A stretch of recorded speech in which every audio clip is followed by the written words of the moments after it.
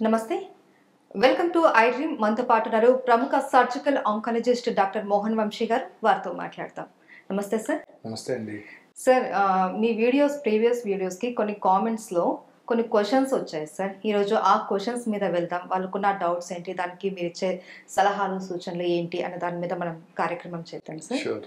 అయితే సార్, అందులో మనకు ఫస్ట్ క్వశ్చన్, అనారోగ్య సమస్యతోటి ఎక్కువ కాలం మందులు వాడటం వల్ల ఏమైనా క్యాన్సర్ వస్తుందా? అనారోగ్య సమస్య అంటే ఇప్పుడు ఏ డిసీజ్కి ఆ డిసీజ్కి మెడిసిన్స్ ఉంటాయండి. ప్రధానికి ఆ మెడిసిన్స్ తప్పనిసరిగా వాడాల్సి ఉంటుంది. కొన్నిసార్లు కొన్ని మెడిసిన్స్ లైఫ్ లాంగ్ వాడుకోవాల్సి ఉంటుంది, కొన్నిసార్లు 10 years వాడుకోవాల్సి ఉంటుంది. ఉదాహరణకి బ్రెస్ట్ క్యాన్సర్లో మనం టెమాక్స్ఫిన్ అనే మెడిసిన్ ఇస్తుంటాం. Premenopausal age group breast cancer పేషెంట్స్లో టెమాక్స్ఫిన్ అనేది తప్పనిసరి. వాళ్ళకి estrogen progesterone receptor positive breast cancer పేషెంట్స్లో హార్మోన్ ట్రీట్మెంట్, ముఖ్యంగా ప్రీమెనోపాజల్ లో టెమాక్స్ఫిన్ తప్పనిసరి. ఆ టెమాక్స్ఫిన్ ఎక్కువ వాడినట్టయితే, వాడుతూనే ఉండాలి, 5 years మినిమం వాడుకోవాలి. వాడుతున్నట్టయితే ఆ టెమాక్స్ఫిన్ వాడే వాళ్ళలో ఎండోమెట్రియల్ క్యాన్సర్ వచ్చే అవకాశాలు ఉంటాయి, అంటే గర్భసంచి బాడీ క్యాన్సర్స్ వచ్చే అవకాశాలు ఉంటాయి అన్నమాట. అలాగే అనేక రకాల మందులు, ఇప్పుడు అన్ని జబ్బులకి మందులు వాడుతూ ఉంటాం. ఇప్పుడు ఉదాహరణకి గ్యాస్ అంటుంటారు చాలామంది, కడుపులో మంటకి. ఇంతకుముందు ఒక 20 years బ్యాక్ ర్యాంటాక్ అనే మెడిసిన్ చాలా కామన్గా వాడేవాళ్ళం. మీరు వాడుతూనే ఉంటారు. అది గవర్నమెంట్ ఆఫ్ ఇండియా బ్యాన్ చేసింది అది, ఎందుకంటే ర్యాంటాక్ కంటిన్యూస్గా వాడితే క్యాన్సర్ వస్తుందని తెలుసుకున్నారు. So government of India ban చేసింది. అన్ని మెడిసిన్స్ కూడా మనం అవసరమైనంత వరకే వాడుకోవాలి. ఇప్పుడు కూడా చాలాసార్లు కడుపులో మంటకి కొన్ని మందులు వాడుతూ ఉంటాం. హ్యాపీ అని అంటే రెబిప్రజాల్ అనే మెడిసిన్, పెంటప్రజాల్ వాడుతుంటాం. అవి కూడా ఎక్కువ వాడితే హార్ట్ అటాక్ వస్తుందని ఈ మధ్య సైంటిస్టులు కనుక్కున్నారు. సో ఏ మెడిసిన్ మనకు అవసరం లేకుండా ఊరికే వాడుకోకూడదు, ఉండాలి.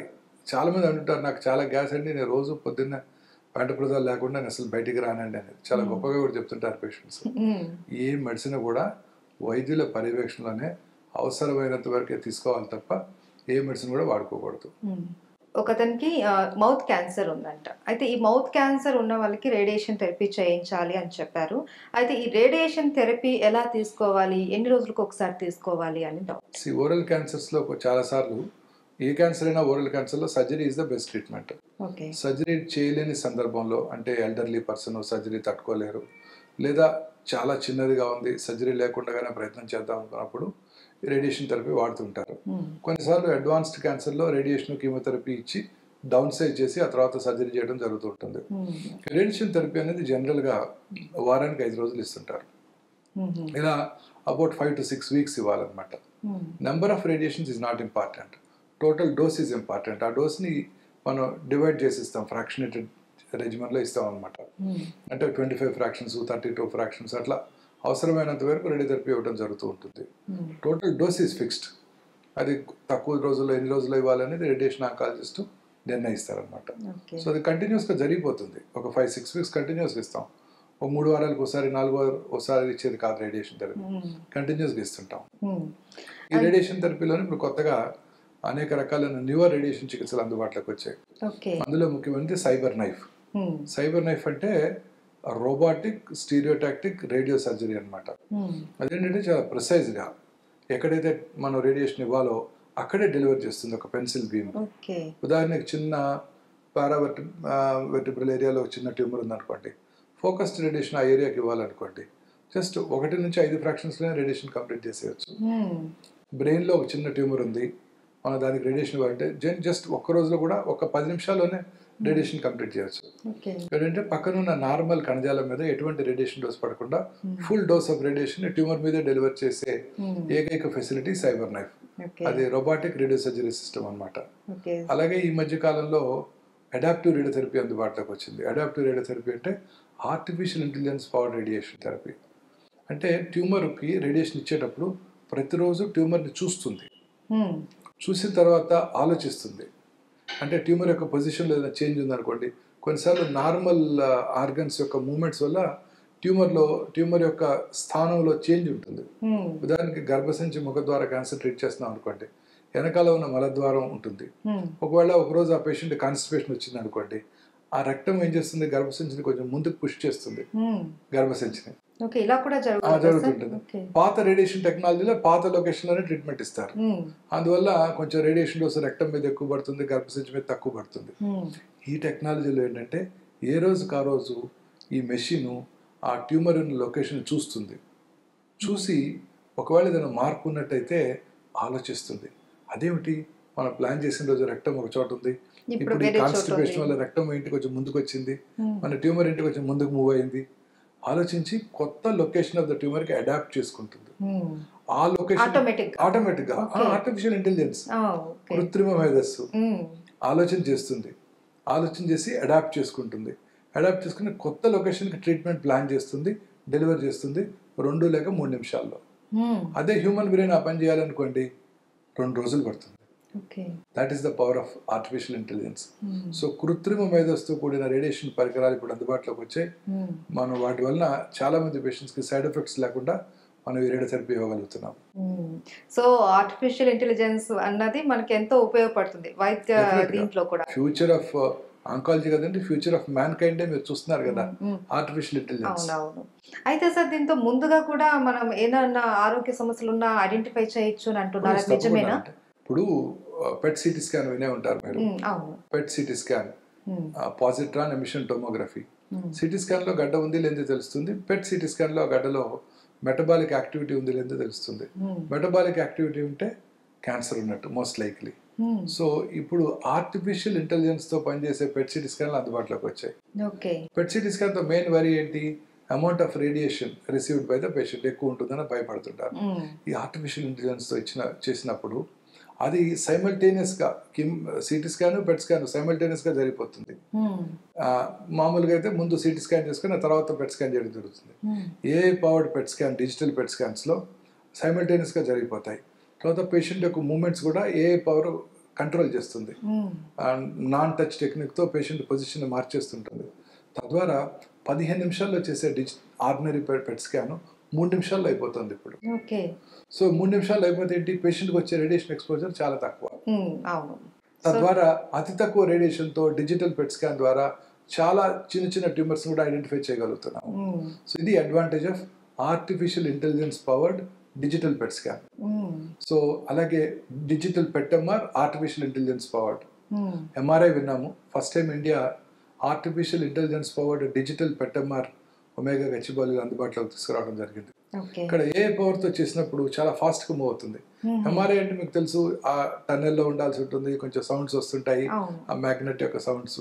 ఇప్పుడు ఆఫ్ కోర్స్ సౌండ్స్ రాకుండా హెడ్ ఫోన్స్, అలాగే డైవర్ట్ చేయడానికి వీడియోస్, మీరు మూవీ కూడా చూసేయచ్చు ఆ పెట్ఎంఆర్ లో టెస్ట్ చేయించుకుంటూ. ఆర్టిఫిషియల్ ఇంటెలిజెన్స్ అడ్వాంటేజ్ ఏంటంటే చాలా ఫాస్ట్ గా చేసేస్తుంది. మామూలుగా whole body PET MRI, whole body MRI 40-45 నిమిషాలు పట్టేది ఇక్కడ 19 to 21 minutes లో అయిపోతుంది. ఎంటైర్ డిజిటల్ పెట్ఎంఆర్ తక్కువ సమయం, తక్కువ రేడియేషన్, జీరో రేడియేషన్ ఎక్సెప్ట్ ఆ ఎఫ్డిజికి ఇచ్చే రేడియేషన్ తప్ప మీకు రేడియేషన్ లేదు. ఎంఆర్ఐలో no radiation. PET CT scan లో కూడా ఇందాక టైం తక్కువ అవుతుందని చెప్పాను. టైం తక్కువ అయినప్పుడు amount of radio active material injection కూడా తక్కువే ఉంటుంది. మామూలుగా 10-12 మిల్లీ క్యూరీస్ రేడియేషన్ ఇవ్వాల్సి, అదే మన మెడిసిన్ ఇవ్వాల్సి వస్తే ఇక్కడ 3 మిల్లీ క్యూరీస్ తోనే సరిపోతుంది. అయితే సార్ సర్జరీస్ లో కూడా మనకి ఏ అన్నది యూజ్ అవుతుంది, ఫ్యూచర్ లో అదే ఉండబోతుందండి. ఇప్పుడు రోబోటిక్ సర్జరీలు చేస్తున్నాము, దాంట్లో ఏ పవర్ కూడా వాడినట్టయితే సర్జన్ ఏదైనా చిన్న తప్పు చేసినా ఏ వాన్ చేయగలదు. So artificial intelligence is going to be the future of man kind. మరి అన్ని రకాల మనం అన్ని కూడా ఆర్టిఫిషియల్ ఇంటెలిజెన్స్ తోనే ఫ్యూచర్ ఆఫ్ మన మ్యాన్ కైండ్ ఉండబోతుంది. వైద్య శాస్త్రమే కాదు, అన్ని. అవును. అయితే సార్ ఇంకొక క్వశ్చన్, మన శరీరంలో ఇతర భాగాలలో ఎక్కడ క్యాన్సర్ వచ్చినా కూడా ఏదైనా ఒక్క టెస్ట్ తో మనం ఐడెంటిఫై చేయొచ్చా? ఇది చాలా మందికి ఉన్న డౌట్. క్యాన్సర్ డయాగ్నోస్ చేయడం అంత సులభం కాదండి. క్యాన్సర్ వచ్చిన ఆర్గన్ బట్టి, ఆ సిమ్టమ్స్ బట్టి మనం క్యాన్సర్ని డయాగ్నోస్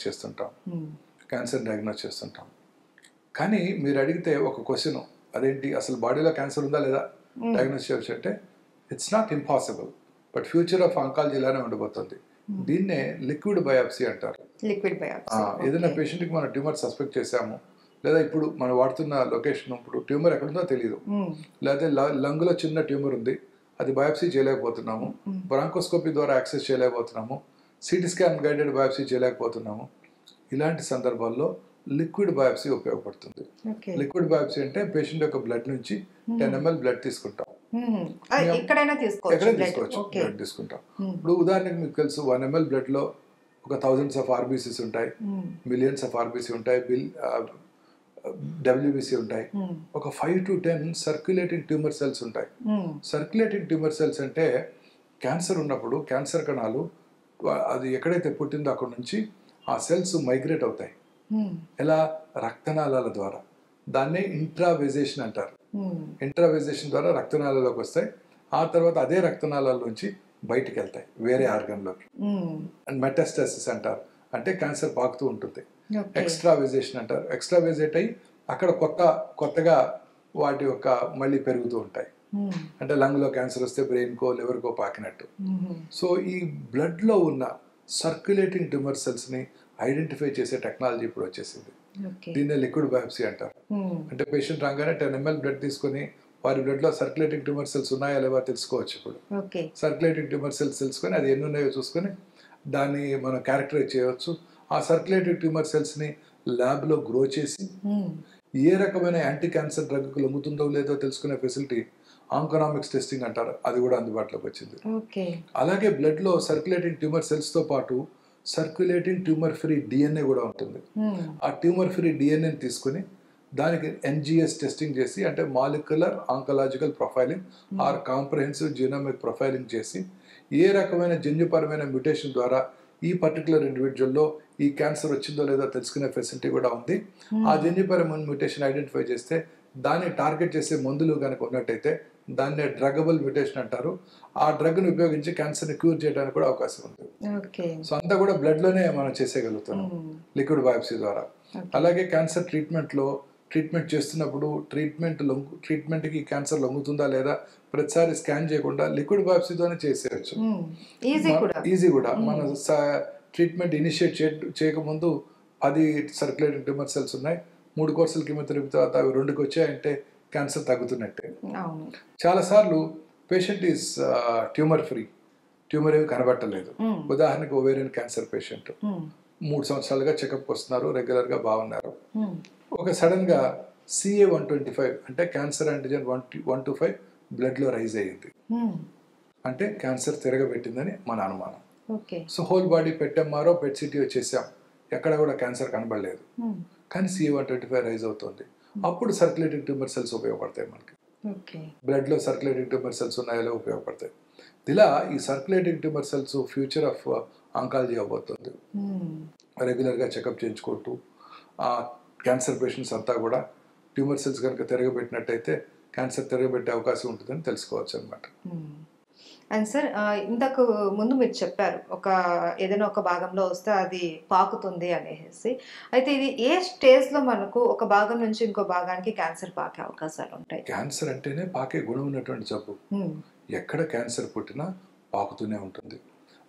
పుట్టిన చోట లొకేషన్లో ఒక పీతలాగా అన్ని పక్కల పాకుతుంది. క్యాన్సర్ అంటే గ్రీక్ భాషలో పీత అని అర్థం.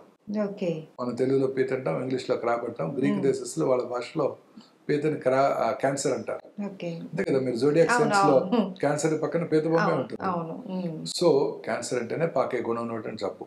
ఎక్కడైతే పుట్టిందో అక్కడ కూడా పాకుతుంది, అక్కడ పక్కన ఉన్న నార్మల్ ఆర్గన్స్ లో చొచ్చుకొని పోతుంది, పక్కన బోన్ ఉంటే బోన్ కూడా తినేస్తుంది, పక్కన ఉన్న రక్తనాళాల ద్వారా లింఫ్ నాళాల ద్వారా శరీరంలో ఇతర భాగాలకు పాకిపోతుంది. అది క్యాన్సర్ అంటే. అలా పాకటాన్నే క్యాన్సర్ అంటారు. లింఫ్ నాళాల ద్వారా, ఉదాహరణకి ఫింగర్ మీద క్యాన్సర్ వచ్చింది అనుకోండి, అండర్ ఆర్మ్ లో ఉన్న గ్లాండ్స్ పాకుతుంది. బ్రెస్ట్ మీద క్యాన్సర్ వచ్చినా అండర్ ఆర్మ్స్ లో ఉన్న గ్లాండ్స్ పాకుతుంది. చీక్ మీద వస్తే నెక్ లో పాకుతుంది. మిడ్ లైన్ లో వచ్చింది నోస్ లో 2 పక్కల పాకుతుంది. అలా లింఫ్ నోడ్స్ కి పాకుతుంది. అలాగే బ్లడ్ వెసల్స్ ద్వారా శరీరంలో ఇతర భాగాలకు పాకుతుంది. సో అదే క్యాన్సర్ అంటే. సో ఎక్కడికైనా పాకవచ్చు. క్యాన్సర్ అంటేనే పాకే గుణం ఉన్నటువంటి జబ్బు. అందుకే క్యాన్సర్ డయాగ్నోస్ చేసిన తర్వాత నెక్స్ట్ స్టెప్ స్టేజింగ్. అంటే శరీరంలో ఎంత దూరం పాకింది, దాన్ని బట్టి ఎన్ని సెంటీమీటర్లు ఏ ఆర్గన్స్ కి పాకింది, లోకలే కాదు శరీరంలో ఇతర భాగాలకి. లంగ్ లో క్యాన్సర్ వస్తే బ్రెయిన్ కి పాకవచ్చు, లివర్ కి పాకవచ్చు, ఎడ్రినల్ గ్లాండ్ కి పాకవచ్చు, బోన్ కి పాకవచ్చు, ఎక్కడైనా పాకవచ్చు. కాలు చిటికన వేలు గోరు కింద మెలనమ వచ్చిందంటే బ్రెయిన్ కి పాకవచ్చు. సో పాకుతూనే ఉంటాయి క్యాన్సర్లు. లోకల్గా కాకుండా శరీరంలో ఇతర భాగాలు కూడా పాకుతుంటాయి. అయితే అది మనకు ఎప్పుడు వచ్చింది అన్నది కూడా అవసరం లేదు. ఎప్పుడు వచ్చిందని జనరల్గా కామన్ క్వశ్చన్, ఎన్నాళ్ళైంది సార్ డాక్టర్ గారు అదే క్యాన్సర్? అడుగుతూ ఉంటాను. That is not important. Okay. ఇప్పుడు ఏ స్టేజ్లో ఉంది, ఏ స్టేజ్లో ఉంది. ఫాస్ట్గా పెరిగే క్యాన్సర్ అయితే తొందరగా పాకిపోతుంది. కొన్ని క్యాన్సర్ స్లోగా పెరుగుతాయి, 6 నెలలకో 7 నెలలకో పాకొచ్చు. కొన్ని ర్యాపిడ్గా పెరిగిపోతుంటాయి, విత్ ఇన్ డేస్ కూడా పాకిపోతుంటాయి. ఇది ఫాస్ట్ గా పాకే క్యాన్సర్లు కూడా ఉన్నాయంటారు డాక్టర్ గారు? అన్ని ఫాస్ట్గానే పాకుతుంటాయండి. ఓకే. అన్ని గ్లయోబ్లాస్టోమా, బ్రెయిన్లో వచ్చే ట్యూమర్స్, హిమటలాజికల్ మలిగ్నెన్సీస్, కొన్ని టైప్స్ ఆఫ్ లంగ్ క్యాన్సర్స్. అంటే క్యాన్సర్ యొక్క స్టేజ్తో పాటు క్యాన్సర్ యొక్క బిహేవియర్ కూడా ఇంపార్టెంట్. అవును. దాన్నే గ్రేడ్ ఆఫ్ ద ట్యూమర్ అంటారు. గ్రేడ్ అంటే దాన్ని పాకే గుణం, స్టేజ్ అంటే ఎంత దూరం పాకింది. పేషెంట్స్ కన్ఫ్యూజ్ అవుతుంటారు. బయాప్సీలో గ్రేడ్ 3 అంటారు, సార్ స్టేజ్ 3 అని అడుగుతారు. గ్రేడ్ 3 అంటే ఫాస్ట్గా పెరిగేది, గ్రేడ్ 1 అంటే స్లోగా పాకేది. And one more question, PET CT scan అన్నది ఎవరైనా చేయించుకోవచ్చా? ఎప్పుడైనా క్యాన్సర్ పేషెంట్లు అందరికీ జనరల్గా పెట్ సిటీ చేస్తుంటాము. పెట్ సిటీ కానీ పెట్ ఎంఆర్ కానీ, depending on the location, type of tumour. PET scan అంటే మెటబాలిక్ స్కాన్. అంటే మన బాడీలో ఎక్కడైతే ట్యూమర్ ఉందో ఆ ట్యూమర్ యొక్క మెటబాలిజాన్ని అంచనా వేయడానికి ఈ పాజిట్రాన్ ఎమిషన్ టోమోగ్రఫీ ఉపయోగపడుతుంది. అంటే క్యాన్సర్ కణాలు ఎక్కువ గ్లూకోజ్ తీసుకుంటాయి, క్యాన్సర్ కణాలు ర్యాపిడ్గా డివైడ్ అవుతుంటాయి. ర్యాపిడ్గా డివైడ్ అయినప్పుడు వాటికి ఫుడ్ ఎక్కువ అవసరం, సో ఎక్కువ గ్లూకోజ్ తీసుకుంటాయి. ఆ గ్లూకోజ్ని మనం రేడియో లెవెల్ చేస్తాం పెట్ స్కాన్లో, FDG, fluoro deoxy glucose. So ఎక్కువ గ్లూకోజ్ ఎవరు తీసుకుంటే, ఏ కణం తీసుకుంటే ప్రాబబ్లీ అది యాక్టివ్ కణము, అది క్యాన్సర్ కణం అయ్యే అవకాశాలు ఉంటాయి. సో పెట్ స్కాన్ అనేది మనం క్యాన్సర్ ఉన్నప్పుడు స్టేజింగ్ ఉపయోగపడుతుంది. Okay. One more question doctor గారు, ఈ క్యాన్సర్ ట్రీట్మెంట్లో కీమోథెరపీ ప్రధానంగా వినిపిస్తూ ఉంటుంది. అయితే ఈ కీమోథెరపీ అంటే ఏంటి, ఇది ఎప్పుడు చేస్తారు? క్యాన్సర్ ట్రీట్మెంట్లో 3 important treatments: surgery, radiation, chemotherapy. Chemotherapy అనేది ఇంట్రావెనస్ రూపంలో కానీ చాలాసార్లు 99% ఆఫ్ ద కేసెస్లో, అతి తక్కువ సార్లు ట్యాబ్లెట్ రూపంలో కూడా మనం వాడుతుంటాం. కీమోథెరపీ అనేది ఈ క్యాన్సర్ కణాన్ని డిస్ట్రాయ్ చేయడానికి ఈ మెడిసిన్స్ వాడుతుంటారు. ఇప్పుడే మనం అనుకున్నాము, క్యాన్సర్ అంటేనే పాకే గుణం ఉన్నటువంటి జబ్బు. శరీరంలో పుట్టిన చోట నుంచి శరీరంలో ఇతర భాగాలకు పాకుతుంది. సర్జన్ ఎంత గొప్పవాడైనప్పటికీ ఒక చోట ఉన్న ట్యూమర్ని తీసేయగలడు. రేడియేషన్ ఆంకాలజిస్ట్ ఎంత సుపీరియర్ మెషిన్ వాడినా ఆ ప్రాంతంలోనే రేడియేషన్ ఇవ్వగలరు. కీమోథెరపీ ఇక్కడ ఇంట్రావెనస్ రూపంలో ఇచ్చినట్టయితే బాడీ అంతా వెళ్ళి బాడీలో ఎక్కడైతే క్యాన్సర్ కణాలు ఉన్నాయో వాటన్నిటిని డిస్ట్రాయ్ చేసేస్తుంది. సో అందుకని chemotherapy is a very useful tool to treat cancer. So cancer treatment అనేది మొత్తం ముగ్గురు కూడా, medical oncologist, radiation oncologist, surgical oncologist, staging చేయడానికి రేడియాలజిస్టు, అలాగే nuclear medicine specialist, PET scan read చేయడం కోసం పెథాలజిస్టు, మాలిక్యులర్ ఆంకాలజిస్టు, ఏ రకమైన ట్యూమరో తెలుసుకోవడం కోసం అందరూ కలిసి కూర్చొని తీసుకోవాల్సిన నిర్ణయం. ఇది ఎర్లీ స్టేజ్లో ఉంటే సర్జరీ చేయటం, లేట్ స్టేజ్లో ఉంటే కీమో రేడియేషన్ కానీ కీమోథెరపీ కానీ ఇచ్చి దాన్ని డౌన్ సైజ్ చేసి తర్వాత ఆపరేషన్ చేయటం, ఇలా. సో కీమోథెరపీ అనేది ఒక ఇంపార్టెంట్ పార్ట్ ఆఫ్ క్యాన్సర్ చికిత్స. ఈ క్యాన్సర్ చికిత్సలో chemotherapy is the most important part. Future of oncology అంతా కూడా ఈ కీమోథెరపీ ఉండబోతుంది. ఇప్పుడు కీమోథెరపీతో పాటు టార్గెటెడ్ థెరపీలు, ఇమ్యూనోథెరపీలు, అనేక రకాల ట్రీట్మెంట్స్ అందుబాటులోకి రానున్నాయి. ఆల్రెడీ చాలా జబ్బులకు వచ్చేసాయి కూడా.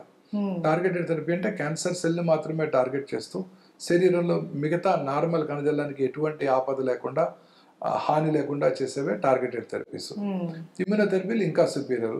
ఇమ్యూనోథెరపీ అంటే ఏంటంటే మన ఓన్ ఇమ్యూనిటీని పెంచుతుంది. ఇప్పుడు మన బాడీలో T సెల్స్ ఉంటాయి, B సెల్స్ ఉంటాయి. కరోనా టైంలో మనం విన్నాం రెగ్యులర్గా, నాకు యాంటీబాడీస్ ఉన్నాయి, నీకు ఎన్ని ఉన్నాయి, ఇలా అనుకుంటూ ఉండేవాళ్ళం.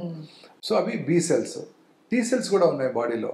T సెల్స్ అంటే కిల్లర్ సెల్స్. అవి మన శరీరంలోకి ఏమి వచ్చినా అవి డిస్ట్రాయ్ చేసేస్తాయి. ఫారిన్ బాడీ ఏదైనా, వైరస్ కానివ్వండి, కరోనా వైరస్ కానివ్వండి, బ్యాక్టీరియా కానివ్వండి, క్యాన్సర్ కణం కానివ్వండి, లేకపోతే ఎవరైనా పేషెంట్ ట్రాన్స్ప్లాంట్ చేయించుకున్నారు, కిడ్నీ ట్రాన్స్ప్లాంట్, ఈ T సెల్స్ వెళ్ళి దాన్ని రిజెక్ట్ చేసేస్తాయి, దాన్ని డిస్ట్రాయ్ చేస్తాయి. అందుకే ట్రాన్స్ప్లాంట్ చేసుకున్న వాళ్ళకి ఇమ్యూనోసప్రెసివ్ థెరపీ ఇస్తారు. వాళ్ళ T సెల్స్ యొక్క పవర్ని తగ్గిస్తారు. బట్ క్యాన్సర్లో మన T సెల్ పవర్ పెంచాలి. సో క్యాన్సర్ కణాలు ఎంత స్మార్ట్ అంటే ఈ T సెల్స్ని బ్లాక్ చేస్తాయి, మాస్క్ చేస్తాయి. ఇమ్యూనోథెరపీ ఏం చేస్తుందంటే వాటిని అన్మాస్క్ చేస్తుంది. అంటే ఈ క్యాన్సర్ కణం వెళ్ళి ఆ T సెల్ని బ్లాక్ చేయకుండా, ఇది ముందెళ్ళి అక్కడ కూర్చొని బ్లాక్ చేయకుండా కాపాడుతుంది. అప్పుడు T సెల్ క్యాన్సర్ సెల్ని ఫారిన్ సెల్గానే భావించి పర్సీవ్ చేసి దాన్ని డిస్ట్రాయ్ చేస్తుంది. So wonderful mechanism. ఒక 7 years బ్యాక్ ఇది కనుక్కున్న సైంటిస్ట్కి నోబెల్ ప్రైజ్ కూడా ఇవ్వడం జరిగింది. సో ఫ్యూచర్ ఆఫ్ ఆంకాలజీ అంతా ఇదే ఉండబోతుంది. పార్ట్ ఆఫ్ కీమోథెరపీలోనే టార్గెటెడ్ థెరపీలు, ఇమ్యూనోథెరపీలు, జన్యుపరమైన మ్యూటేషన్ టార్గెట్ చేసే థెరపీస్, డ్రగబుల్ మ్యూటేషన్స్, స్మాల్ మాలిక్యూల్స్ ఇవే ఉండబోతున్నాయి. ఫ్యూచర్ ఆఫ్ ఆంకాలజీ అంతా కూడా మెడికల్ ఆంకాలజిస్టే ట్రీట్ చేయబోతారు ఒక 10-15 ఏళ్లలో. ఓకే. అయితే చాలా మంది సర్జరీ చేయించుకున్నాం కదా, ఇది సరిపోతుంది మళ్ళీ ఈ థెరపీలు ఎందుకు, ఈ కీమోథెరపీ వల్ల మెయిన్ మనకు సైడ్ ఎఫెక్ట్స్ వస్తాయి అని అంటూ ఉంటారు. వెరీ ట్రూ అండి అని అంటూ ఉంటారు సార్. అది ఎంతవరకు నిజం? అది చాలా పూర్తిగా అపోహేనండి. సర్జరీ ఇందాకే చెప్పాను, క్యాన్సర్ అంటే పాకే గుణం ఉన్నటువంటి ట్యూమర్. సర్జన్ ఎంత గొప్పవాడైనప్పటికీ, ఉదాహరణకి బ్రెస్ట్ లో క్యాన్సర్ వస్తే బ్రెస్ట్ తీసేయగలరు, స్టమక్ లో క్యాన్సర్ వస్తే గ్యాస్ట్రెక్టమీ చేయగలరు. బట్ ఆయన సర్జరీ చేయకముందే అది శరీరంలో ఇతర భాగాలకు పాకిపోయి ఉన్న కణాలను ఎవరు డిస్ట్రాయ్ చేస్తారు? విత్ నో టైం తిరిగి వచ్చేస్తుంది. సో ఇందుకే ఓల్డెన్ డేస్ లో ఈ కాన్సెప్ట్ లేనప్పుడు, క్యాన్సర్ పాకుతుంది అనే అవగాహన లేనప్పుడు సర్జరీ చేశాక ఇతర భాగాల్లో క్యాన్సర్ వచ్చేది. సో అందువల్ల అప్పుడు ప్రజలు ఏం భావించేవారంటే, ఇది క్యాన్సర్ కి సర్జరీ చేశారు అందుకే పాకింది అనుకునేవారు. కత్తి పెడితే క్యాన్సర్ పెరిగిపోతుంది అనే ఒక అపోహ చాలా మంది ప్రజల్లో ఆ రోజుల్లో 100 సంవత్సరాల క్రితం, ఇప్పుడు కాదు 100 సంవత్సరాల క్రితం, ఇప్పుడు ఇప్పటికి కూడా చాలా మంది అదే అడుగుతుంటారు. అదే అడుగుతుంటారు, పెద్దవాళ్ళు ఏంటి డాక్టర్లు కూడా అడుగుతున్నారు. సో క్యాన్సర్ కత్తి పెడితే పాకిపోతుందండి కదా సార్, మీరేంటి సార్ సర్జరీ చేస్తారంటారు. అడుగుతారు. వెరీ క్యాన్సర్ ఎర్లీ స్టేజ్లో ఉన్నప్పుడు సర్జరీ చేయాలి, లేట్ స్టేజ్లో ఉన్నప్పుడు సర్జరీ చేయకూడదు. ఎర్లీ స్టేజ్లో ఉన్నప్పుడు కూడా సర్జరీ చేశాక, ఆ సర్జరీ అయిపోయిన తర్వాత ఆ పెథాలజీ రిపోర్ట్ను స్టడీ చేశాక శరీరంలో మైక్రోస్కోపిక్గా ఇతర భాగాల్లో ఉన్నది అని అనుకున్నట్టయితే అప్పుడు మనం కీమోథెరపీ ఇవ్వడం జరుగుతుంది. చాలాసార్లు క్యాన్సర్ ట్రీట్మెంట్కి సర్జరీతో పాటు కీమో రేడియేషన్స్ కూడా ఇవ్వడం జరుగుతుంది. అందుకే cancer treatment multi disciplinary approach. ఒక సింగిల్ ఇండివిజువల్ క్యాన్సర్ని ట్రీట్ చేయలేరు, it's a team work. And sir, late menopause అలాగే ఎర్లీగా మెచ్యూర్ అయిన ఆడవాళ్ళలో ఎక్కువగా సర్వైకల్ క్యాన్సర్ వచ్చే అవకాశాలు ఉన్నాయని అంటున్నారు. బ్రెస్ట్ క్యాన్సరా, సర్వైకల్ కాదు, ఎందుకు సార్ అలా? మెనార్ష్ ఎక్కువగా ముందుగా అయినట్టయితే, ఎర్లీగా మెచ్యూర్ అయినట్టయితే వాళ్ళలో పీరియడ్స్ స్టార్ట్ అవుతాయి. పీరియడ్స్ స్టార్ట్ అయినప్పుడు ప్రతి 14th డే ఈస్ట్రోజన్ పీక్ వస్తుంది. ఓకే. అలా ఎక్కువ కాలం ఈస్ట్రోజన్ పీక్స్ వచ్చినట్టయితే అది బ్రెస్ట్ క్యాన్సర్ని కలిగించవచ్చు. ఇది ఒక హైపోథసిస్. ఎందుకంటే పిల్లలు లేని వాళ్ళకి బ్రెస్ట్ క్యాన్సర్ ఎక్కువగా వస్తుంది. అదే ఒక ప్రెగ్నెన్సీ వచ్చింది అనుకోండి, ఈ ఈస్ట్రోజన్ పీక్ని ఆపేస్తుంది ఇమీడియట్గా. అప్పుడు మెచ్యురేషన్ ఆఫ్ ద బ్రెస్ట్ కణజాలం జరుగుతుంది. సో అందుకే లేట్గా ఫస్ట్ చైల్డ్ పుట్టిన వాళ్ళలోనూ పిల్లలు లేని వాళ్ళలో కూడా బ్రెస్ట్ క్యాన్సర్ వచ్చే అవకాశాలు ఎక్కువగా ఉంటాయి. సో అందుకని ఎర్లీ మెనార్ష్ ఉన్న వాళ్ళు జనరల్గా అర్బన్ ఏరియాస్లో మంచి న్యూట్రిషన్ ఉంటుంది పిల్లలకి, వాళ్ళకి ఎర్లీగా మెనార్ష్ వస్తుంది. అర్బన్ ఏరియాస్లోనే వాళ్ళు ఎక్కువ ఎడ్యుకేషన్ మీద, కెరియర్ మీద కాన్సన్ట్రేట్ చేస్తూ లేట్గా పెళ్లి చేసుకోవటం, ఆ తర్వాత పిల్లల్ని కూడా లేట్గా ప్లాన్ చేసుకోవడం జరుగుతుంది. అందుకే అర్బన్ ఏరియాలో బ్రెస్ట్ క్యాన్సర్ ఇన్సిడెన్స్ ర్యాపిడ్గా పెరిగిపోతుంది. అండ్ కొంతమంది మదర్స్ కూడా ఫీడింగ్ ఇవ్వడం కుదరక చిన్నప్పుడే వాళ్ళని డే కేర్ సెంటర్లో వదిలేసి బ్రెస్ట్ ఫీడింగ్ ఇవ్వకపోవడం వల్ల, బ్రెస్ట్ ఫీడింగ్ ఇస్తే ఏమవుతుందంటే వాళ్ళలో ఎమెనోరియా ఉంటుంది, లాక్టేషనల్ ఎమెనోరియా అంటారు. ఫీడింగ్ చేసే వాళ్ళలో వాళ్ళకి పీరియడ్స్ రావు చాలా కాలం. సో అందువలన ఆ ఈస్ట్రోజన్ పిక్స్ రావు, అందువలన బ్రెస్ట్ క్యాన్సర్ రాకుండా ఉంటుందన్న కోరిక. ఓకే. అండ్ సార్, 80 years తర్వాత ఉన్న పెద్దవాళ్ళకి మౌత్ క్యాన్సర్ వస్తూ ఉంటుంది. సో వాళ్ళు ఎలా ట్రీట్మెంట్ తీసుకోవాలి, వాళ్ళకి ఎలాంటి ట్రీట్మెంట్ అయితే క్యాన్సర్ అనేది ఏ వయసులోనే రావచ్చు, ఏ వయసులో వచ్చినప్పటికీ ట్రీట్మెంట్ మారదు. ఓకే. ఓన్లీ థింగ్ ఏంటంటే వయసును బట్టి వారు సర్జరీ తట్టుకుంటారా లేదా అనేది ఇంపార్టెంట్. సో అందుకని team work, medical oncologist, radiation oncologist, surgical oncologist, pathologist, అలాగే మన ఇక్కడ ఎనస్థీషియాలజిస్ట్. ఎందుకు వీరు సర్జరీ చేస్తే తట్టుకుంటారా లేదా, వీక్గా ఉండొచ్చు, వారి హార్ట్లో ఏమైనా కరోనరీ ఆర్టరీ డిసీజ్ వచ్చి ఉండొచ్చు, 8 yearsకి ఏదైనా ప్రాబ్లం రావచ్చు. అందువల్ల కేర్ఫుల్గా వాళ్ళని అనలైజ్ చేసి టీమ్ ఆఫ్ స్పెషలిస్టులు కలిసి వారికి ఏ ట్రీట్మెంట్ చేయాలో నిర్ణయిస్తారు. అలాగే గర్భసంచిలో క్యాన్సర్ ఉందేమో అనేసి సందేహం ఉన్న వాళ్ళు ఎలాంటి టెస్టులు చేయించుకుంటే వాళ్ళకి ఐడెంటిఫై? గర్భసంచిలో 2 parts ఉంటాయండి, బాడీ ఒకటి, సర్విక్స్ ఒకటి. సర్విక్స్ అంటే ముఖద్వారం. ముఖద్వార క్యాన్సర్ భారతదేశంలో ముఖ్యంగా సౌత్ ఇండియాలో తీర ప్రాంత ప్రజల్లో చాలా ఎక్కువగా చూస్తుంటాం. వీళ్ళకి simple clinical examination, Pap smear test చేయడం ద్వారా చాలా ఈజీగా ఐడెంటిఫై చేయవచ్చు. కొన్నిసార్లు అనుమానాస్పదంగా ఉన్నప్పుడు కాల్పోస్కోపీ పరీక్ష, కాల్పోస్కోపిక్ డైరెక్టెడ్ బయాప్సీ ద్వారా మనం క్యాన్సర్ సర్వీస్ని ఈజీగా ఐడెంటిఫై చేయొచ్చు.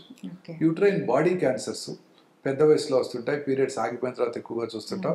వాళ్ళకి మనం అల్ట్రాసౌండ్ ఎగ్జామినేషను, ఎండోమెట్రియల్ థిక్నెస్ చూసుకోవడం ద్వారా ఒక అంచనా వేయచ్చు వారి క్యాన్సర్ ఉంది లేనిది అనేది. అవసరమైతే ఎంఆర్ఐ ఎంఆర్ చేసుకోవడం ద్వారా ఖచ్చితంగా నిర్ధారణ చేయవచ్చు. హిస్టరోస్కోపీ బయాప్సీ ద్వారా క్యాన్సర్ ఉన్నది లేనిది ఖచ్చితంగా నిర్ధారణ చేయవచ్చు. అండ్ సార్ కొంతమంది గర్భసంచిలో క్యాన్సర్ వచ్చింది అనేసి గర్భసంచి తీయించేసుకుంటూ ఉంటారు. తీయించేస్తే ప్రాబ్లం పోతుంది కదా అనేసి అది కరెక్టేనా? లేకపోతే దానివల్ల ఏమన్నా ఇతర భాగాలకి ఆల్రెడీ పాకి క్యాన్సర్ గర్భసంచిలోది ఇంకా వేరే ఏమైనా ఎఫెక్ట్స్ వచ్చే అవకాశం లేదండి. Cancer surgery principles are very simple. Early స్టేజ్లో ఉన్నప్పుడు క్యాన్సర్కి సర్జరీ చేయాలి. లేట్ స్టేజ్లో ఉన్నప్పుడు చాలా తక్కువ. కిడ్నీ ట్యూమర్, థైరాయిడ్ క్యాన్సర్ తప్ప ఎవరికి మిగతా వాళ్ళకి సర్జరీ ఉండదు. గర్భసంచి క్యాన్సర్ వస్తే గర్భసంచి క్యాన్సర్ని ఫస్ట్ స్టేజింగ్ చేసుకొని ఏ స్టేజ్లో ఉందో లేదో తెలుసుకొని స్టేజ్ 1B 2A వరకు సర్జరీ చేయడం జరుగుతుంది. ఆ తర్వాత స్టేజ్లో కనుక డయాగ్నోస్ చేస్తే వాళ్ళకి సర్జరీ చేయకూడదు. కీమో రేడియోథెరపీ ద్వారానే వాళ్ళకి క్యూర్ చేయడానికి అవకాశం ఉంది. కీమో రేడియేషన్ థెరపీ తర్వాత ఇంకేదైనా రెసిడ్యువల్ ట్యూమర్ మిగిలింటే దానికి సర్జరీ చేయవచ్చు తప్ప లేట్ స్టేజ్ గర్భసంచి ముఖద్వార క్యాన్సర్లో సర్జరీ చేయకూడదు. Okay. And sir one more question. చాలా మంది ఏంటంటే డాక్టర్స్ కానీ ఎవరైనా చెప్పేది సిగరెట్, ఆల్కహాల్ లేకపోతే విపరీతమైన నాన్ వెజ్ తినడము, ఏదైనా బ్యాడ్ హ్యాబిట్స్ ఉన్న వాళ్ళకి ఎక్కువగా క్యాన్సర్ వస్తుంది అనేసి అంటూ ఉంటారు. బట్ కొంతమంది అంటే మాకు ఎటువంటి బ్యాడ్ హ్యాబిట్స్ లేవు, మేము బయట ఫుడ్ తినము, చాలా హెల్దీ ఫుడ్ తీసుకుంటాము, హెల్దీగా ఉంటాం, డైలీ ఎక్సర్సైజెస్ చేస్తూ ఉంటాం, అయినా సరే మాకు క్యాన్సర్ వచ్చింది. క్యాన్సర్ రావడానికి అనేక రకాలైన కారణాలు ఉన్నాయండి. అసలు ఏమి స్మోక్ చేయని 12 ఏళ్ళ ఆడపిల్లకి లంగ్ క్యాన్సర్ రావచ్చు. జీవితం అంతా స్మోక్ చేసినా లంగ్ క్యాన్సర్ రాకపోవచ్చు. సో క్యాన్సర్ అవడానికి కొన్ని రకాల జెనెటిక్ ఫ్యాక్టర్స్, ఎన్విరాన్మెంటల్ ఫ్యాక్టర్స్ ఉంటాయి. జెనెటిక్ ఫ్యాక్టర్స్ ప్రబలంగా ఉన్నట్టయితే ఏమి స్మోక్ చేయకపోయినా, ఆల్కహాల్ తాకపోయినా, దురలవాటు లేకపోయినా కూడా క్యాన్సర్ రావచ్చు. జెనెటిక్ ఫ్యాక్టర్స్ అసలు ఏమీ లేకుండా ఉన్నట్టయితే వాళ్ళు స్మోకింగ్ చేసినా వాళ్ళ క్యాన్సర్ రాకపోవచ్చు. సో అలా అని చెప్పి అంటే ఎన్విరాన్మెంటల్ ఫ్యాక్టర్స్ అంటే లైఫ్ స్టైల్ చేంజెస్ ఇవన్నీ కూడా ఇంపార్టెంట్. వాటితో పాటు కొంత రకమైన జెనెటిక్ ప్రీడిస్పోజిషన్ కూడా ఉంటుంది. అది మనకు తెలియదు ఎవరిలో ఉంటుంది ఎవరిలో ఉండదు అనేది. సో వారిలో ఈ జెనెటిక్ ప్రీడిస్పోజిషన్ ఉన్నట్టయితే ఏమి దొరవాటు లేకపోయినా చిన్న వయసులోనే క్యాన్సర్ కూడా రావచ్చు. అందుకే ఇప్పుడు క్యాన్సర్ ఇన్సిడెన్స్ ర్యాపిడ్గా పెరిగిపోతుంది. మనలో వచ్చే ప్రతి మార్పుని కూడా మనం అశ్రద్ధ చేయకుండా మన దగ్గరలో ఉన్న ఫ్యామిలీ ఫిజిషియన్కి చూపించుకోవడం లేదా కన్సర్న్ ఆంకాలజిస్ట్కి చూపించుకోవడం చాలా ఇంపార్టెంట్. ఓకే. అండ్ సార్ ఇది జెనెటిక్ పరంగా వస్తుంది అనేసి అంటున్నారు కదా, క్యాన్సర్ వచ్చే అవకాశాలు ఎంతవరకు ఉంటాయి? జెనెటిక్ పరంగా చాలా రకాల క్యాన్సర్స్ చూస్తుంటామండి. అంటే క్యాన్సర్ అనేది ఇప్పుడు అందరూ సైంటిస్టులంతా బిలీవ్ చేసేది ఏంటంటే జన్యుపరమైన మార్పుల ద్వారానే క్యాన్సర్ వస్తుంది. బాడీలో 22,000 ప్రోటాన్ కోడింగ్ జీన్స్ ఉంటాయి. అందులో 500 to 600 ఆంకోజీన్స్ క్యాన్సర్ కారక జన్యువుల్ని సైంటిస్టులు ఐడెంటిఫై చేశారు. ఆ మ్యూటేషన్ వల్లే క్యాన్సర్ వస్తుంది. ఆ మ్యూటేషన్ గల రావడానికి గల కారణం ఏంటో తెలియదు. అది జన్యుపరమైన కారణం కావచ్చు, ఎన్విరాన్మెంటల్ ఫ్యాక్టర్ కావచ్చు. కొన్ని జెర్మ్లైన్ మ్యూటేషన్స్ అంటారు. ఉదాహరణకి famous Hollywood movie heroine Angelina jolly,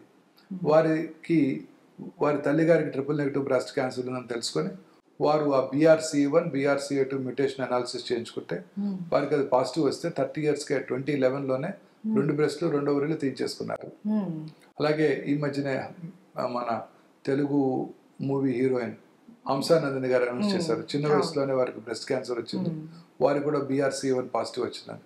so వారిలో కూడా ఆపోజిట్ బ్రెస్ట్ క్యాన్సర్ అలాగే ఓవేరియన్ క్యాన్సర్ వచ్చే అవకాశాలు కూడా చాలా ఎక్కువగా ఉంటాయి. సో వారికి కూడా రిస్క్ రిడక్షన్ సర్జరీ చేసుకోవాల్సి ఉంటుంది అనమాట. సో సినిమా ఇండస్ట్రీలో ఎక్కువగా వింటూ ఉంటాం కదా సార్, ఇది అలానే లేదండి, అందరిలోనూ కామన్ గా కనబడుతుంది. సినిమా ఇండస్ట్రీ వాళ్ళు పాపులర్ గా ఉంటారు కాబట్టి వాళ్ళ క్యాన్సర్ అనగానే ఆ న్యూస్ వైరల్ అవుతుంది తప్ప వాళ్ళేమి ప్రీడిస్పోజ్డ్ కాదు. ఎవరికైనా రావచ్చు క్యాన్సర్ అనేది. వాళ్ళు వస్తే మనకు అందరూ తెలుస్తూ ఉంటుంది. అందరూ పాపులర్ సెలబ్రిటీస్ కదా వాళ్ళు, రిషి కపూర్, మనీషా కొయిరాలా, సోనాలి బింద్రే, మమతా మోహన్ దాస్, చాలా మంది క్యూర్ కూడా అయిపోయారు. Very correct. అవును సార్, క్యాన్సర్ ఒకసారి వచ్చి క్యూర్ అయిపోయింది అన్న తర్వాత పర్మనెంట్ క్యూర్ అయిపోయినట్టేనా లేకపోతే మళ్ళీ? అలానే లేదండి, క్యాన్సర్ పేషెంట్స్ రెగ్యులర్ గా చెక్ చేసుకుంటూ ఉండాలి. చాలా సార్లు చాలా ఫేవరబుల్ గా ఉన్నప్పటికీ కూడా క్యాన్సర్ తిరగబెట్టవచ్చు. అది మనం కేర్ఫుల్ గా రెగ్యులర్ గా ఫాలో అప్ చేసుకోవాలి. చాలా మంది ఫాలో అప్ రావడానికి కూడా ఇష్టపడరు. నేను బాగానే ఉన్నాను కదా, నాకు ఫాలో అప్ ఎందుకు? ఫాలో అప్కి వెళ్తే వాళ్ళు ఏవో సిటీ స్కాన్లు పెట్ స్కాన్లు చేస్తారు, దానివల్ల రేడియేషన్ ఉంటుందంట, ఆ రేడియేషన్ వల్ల నాకు క్యాన్సర్ వస్తుందని కూడా చాలా మంది పేషెంట్స్ నాతోనే ఎక్స్ప్రెస్ చేస్తుంటారు. వద్దండి, రేడియేషన్ ఎక్స్పోజర్ ఎక్కువ ఉంటుంది అంటే నేను పెట్ స్కాన్ లో వచ్చే రేడియేషన్ ఎక్స్పోజర్ చాలా మినిమం, చాలా చాలా చాలా తక్కువ. కొత్త AI powered digital PET scan లో వచ్చే రేడియేషన్ ఎక్స్పోజర్ హార్డ్లీ 8 మిల్లీ సివరెట్స్. కాకపోతే అపోహలు, ప్రజల్లో అపోహలు, ఆ అపోహలతోనే వాళ్ళు ప్రాణాలు తీసుకుంటూ ఉంటారు. ఫాలోఅప్ చాలా ఇంపార్టెంట్ అండి. ఫాలోఅప్ ద్వారానే మనం క్యాన్సర్ రావడాన్ని ముందుగా పసిగట్టవచ్చు. చాలా మంది చూస్తుంటారు, నాకు బాగానే ఉన్నాను కదా, నాకెందుకు డాక్టర్ గారు అంటుంటారు. బాగున్నప్పుడే చెక్ చేసుకోవాలి, సిమ్టమ్ వచ్చాక చెక్ చేసుకుంటే అది లేట్ అయిపోతుంది.